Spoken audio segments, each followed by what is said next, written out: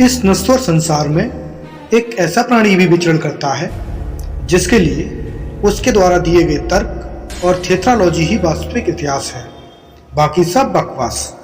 चाहे उसके कोई प्रमाण या साक्ष्य उपलब्ध हो या न हो। इसलिए इस तरह के महामूर्ख अधम ज्ञानी प्राणी को हम खीर ज्ञानी कहते हैं। ये खीर ज्ञानी अपने इस अखंड अनंत अधम अविनाशी ज्ञान को हर किसी के सामने चेप देते हैं। उस ज्ञान के उपरांत मिलने वाले सम्मान रूपी माँ बहन को सुशोभित करने वाले शब्दों से भी इन्हें कोई फर्क नहीं पड़ता।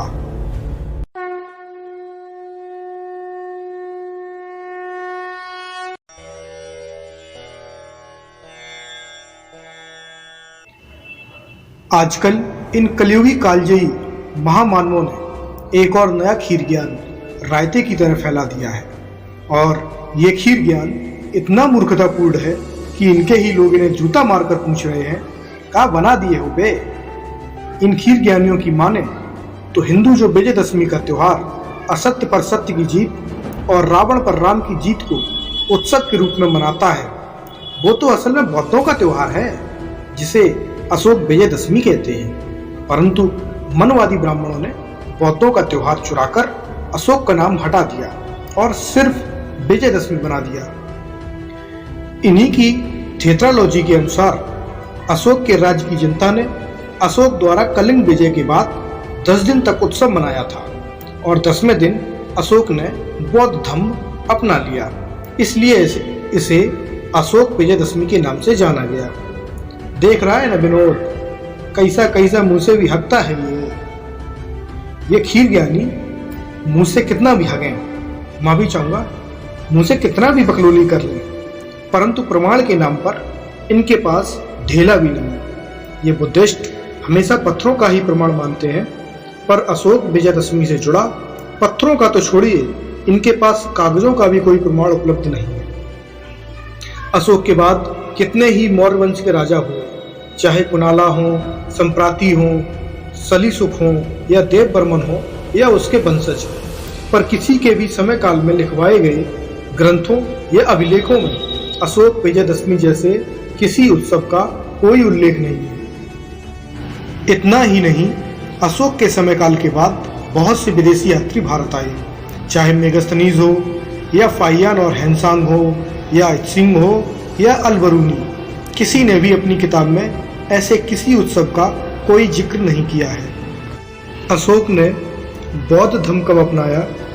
Doctor D.R. भंडारकर अपनी किताब अशोक में लिखते हैं कि अब यह ध्यान देने वाली बात है कि शिला प्रज्ञापन 4 में यह उल्लेख है कि यह प्रज्ञापन अशोक के राज्यकाल के 12वें वर्ष में उत्कीर्ण हुआ।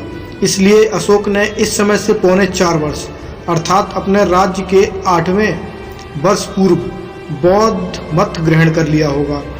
इस प्रकार अशोक के जीवन में इस काल की मुख्य घटनाएं संक्षेप में इस प्रकार प्रस्तुत की जा सकती हैं। वह अपने राज्यकाल के 8वें वर्ष बौद्ध हो गया था, जैसे कि हम सभी देख चुके हैं। लगभग 2.5 वर्ष वह साधारण बौद्ध रहा, पर वह अधिक उत्साही न था और उसने बौद्ध मत के प्रचार के लिए कोई उद्योग नहीं किया। इसके बाद 1 वर्ष वह संघ के साथ रहा। उसने ऐसा प्रचार किया कि इस अवधि के बाद अर्थात अपने राज्याभिषेक के 12वें वर्ष वह सच्चे दिल से कह सकता था कि मैंने प्रजा में धर्म की वैसी वृद्धि की है जैसी पहले कभी नहीं हुई। इस प्रकार हम देखते हैं कि राज्याभिषेक के 8वें वर्ष उसने बौद्ध मत अंगीकार कर लिया था, पर इसी वर्ष उसने कलिंग को अपने अधीन किया था। इसके बाद शिला प्रज्ञापन 13 में क्या लिखवाता है अशोक इस प्रज्ञापन में जो कुछ कहता है वह यह नहीं है कि युद्ध के अत्याचारों ने उसे गंभीर और अनशोक मग्न कर दिया और उसका मन बौद्ध मत की ओर फेर दिया, बल्कि वह स्पष्ट रूप से यह है कि वह पहले से बौद्ध था और इसलिए युद्ध पर लज्जित है, और इस प्रज्ञापन को प्रख्यापित करने के समय वह धर्म के लिए गंभीर लालसा अनुभव करता है। तो इन शिला प्रज्ञापनों के अनुसार अशोक कलिंग विजय से पूर्व ही बौद्ध धर्म अपना चुका था। कलिंग युद्ध में इतना भीषण नरसंहार देखकर इसीलिए अशोक दुख और पश्चाताप से भर गया था। अब क्या ये बुद्धिस्ट दुख और पश्चाताप के समय भी उत्सव मनाते हैं? ऐसा परम ज्ञान तो इन मंदबुद्धि महामानवों का ही हो सकता है जो दुख और पश्चाताप में भी जश्न मनाए।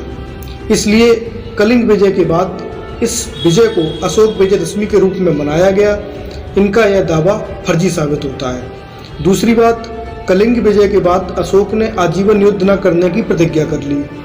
अब आप खुद सोचिए कि यदि आपके देश का प्रधानमंत्री ऐसी प्रतिज्ञा कर ले कि भारत अब कभी युद्ध नहीं करेगा, तो क्या भारत की जनता किसी प्रकार का उत्सव मनाएगी? सबसे पहले तो ये खीर ज्ञानी ही बैनर पोस्टर लेकर चढ़ जाएंगे और चिल्लाएंगे कि ये कायर है, नपुंसक है और अशोक की जनता से ये उत्सव मनवा रहे हैं। वाह रे खीर ज्ञान वाह! ऐसा थोथा ज्ञान तो कोई खीर ज्ञानी ही दे सकता है। इसलिए सत्य ये है कि अशोक कलिंग विजय के पहले से ही बौद्ध था और अशोक विजयदशमी जैसा कोई उत्सव कभी नहीं मनाया गया। तो दोस्तों, ये जानकारी आपको कैसी लगी कृपया कमेंट सेक्शन में बताइए। वीडियो को शेयर करिए, चैनल को सब्सक्राइब करिए। धन्यवाद। जय श्री राम।